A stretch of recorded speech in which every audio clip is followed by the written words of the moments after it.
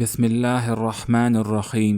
المومنین حضرت عائشہ رضی اللہ تعالی عنہا روایت فرماتی ہیں کہ انہوں نے ایک ایسا قالین خریدا جس پر تصویریں تھیں۔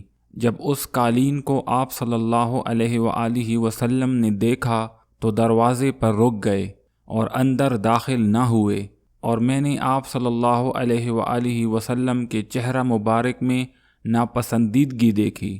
میں نے عرض کیا، یا رسول اللہ، میں اللہ اور اس کے رسول کی بارگاہ میں توبہ کرتی ہوں، میں نے کیا گناہ کیا ہے؟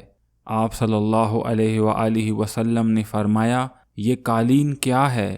میں نے عرض کیا، اس قالین کو آپ کے لیے خریدا ہے تاکہ آپ اس پر بیٹھیں اور اس پر ٹیک لگائیں۔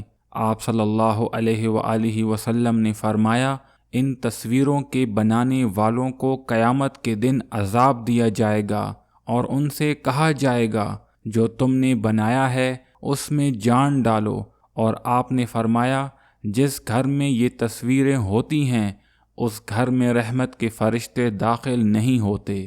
مزید ویڈیوز کے لیے میرے چینل کو سبسکرائب کریں تاکہ آپ کے ساتھ ہمارا تعلق بنا رہے۔ السلام علیکم ورحمۃ اللہ وبرکاتہ۔